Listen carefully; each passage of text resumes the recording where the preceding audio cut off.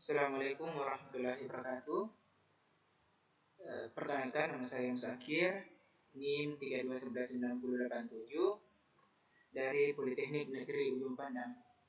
Pada kesempatan kali ini saya akan menjelaskan mengenai salah satu materi dari dasar pemrograman, yaitu pengambilan keputusan. Namun sebelum saya menjelaskannya, terlebih dahulu saya mengucapkan banyak terima kasih kepada Ibu Musfira Putri Lukman SDMT selaku dosen pengampu pada mata kuliah ini.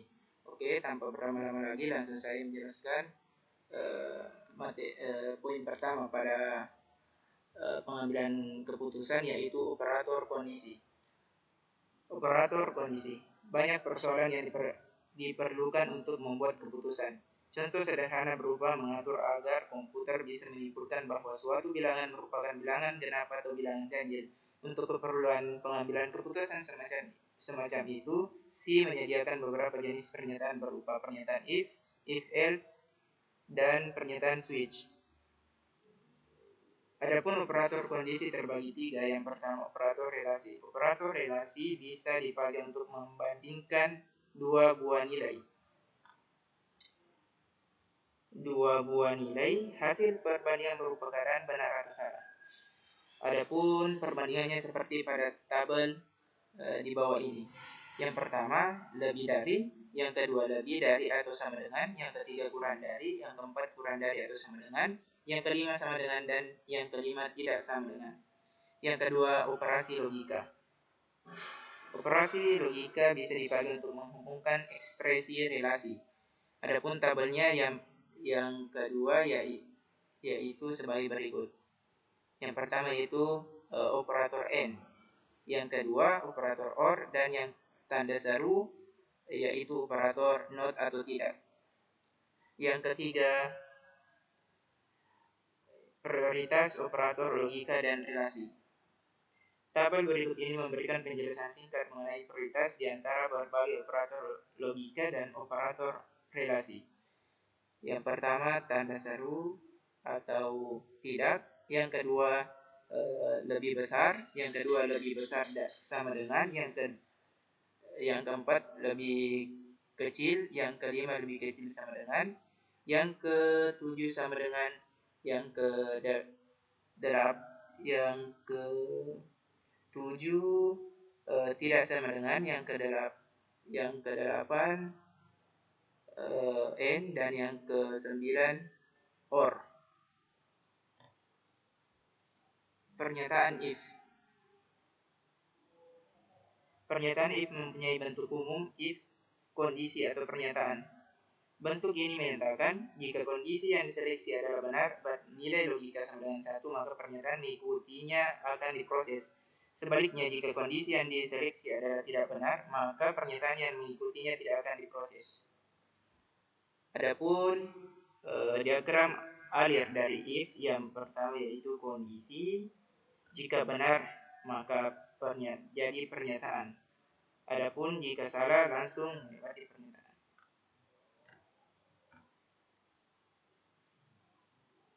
Yang ketiga yaitu pernyataan if else. Pernyataan if else memiliki bentuk if kondisi pernyataan 1 atau else pernyataan 2.